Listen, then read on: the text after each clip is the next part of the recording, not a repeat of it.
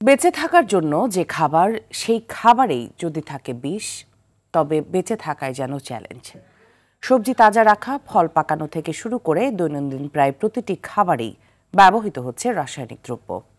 মেশানো হচ্ছে কাপড়ের রঙও। বিশেষজ্ঞরা বলছেন, ভেজাল খাদ্যের কারণে প্রতিদিনই ক্যান্সার সহ নানা মরণঘাতী রোগে আক্রান্ত হচ্ছে মানুষ। আব্দুর রহিমের রিপোর্ট, ছবি তুলেছেন নাজমুল হোসেন সাইমন। বাঁচার জন্য যে খাদ্যের প্রয়োজন, সেই খাদ্যই যেন এখন পরিণত হয়েছে নীরব ঘাতকে। চাল, ডাল, আটা, দুধ, মাছ, মাংস সহ কোনো কিছুই এখন আর ভেজাল মুক্ত নেই।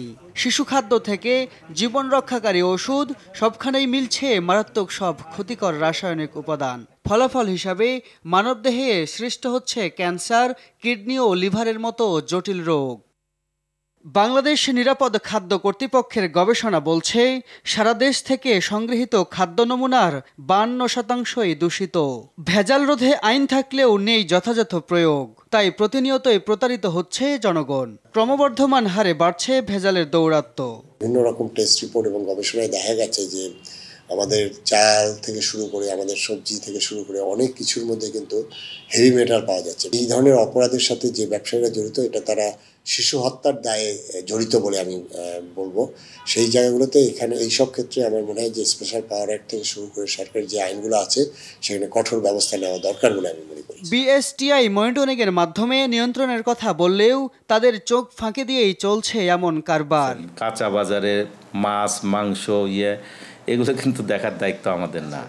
তারপরেও আমরা অনেক সময় আপনার ভোক্তার কথা চিন্তা করে আমরা অনেক সময় ফরমালিন টেস্ট করি। কার্বাইড দিয়ে ফল পাকানো, গ্রোথ হরমোন ইউজ করা, ইথোফেন, এটা 3 মাস আগে যদি ব্যবহার না করে, এটা কিন্তু আলটিমেটলি যে ফলমূলই খান, এটা কিন্তু ইফেক্টটা আমাদের শরীরে চলে আসবে।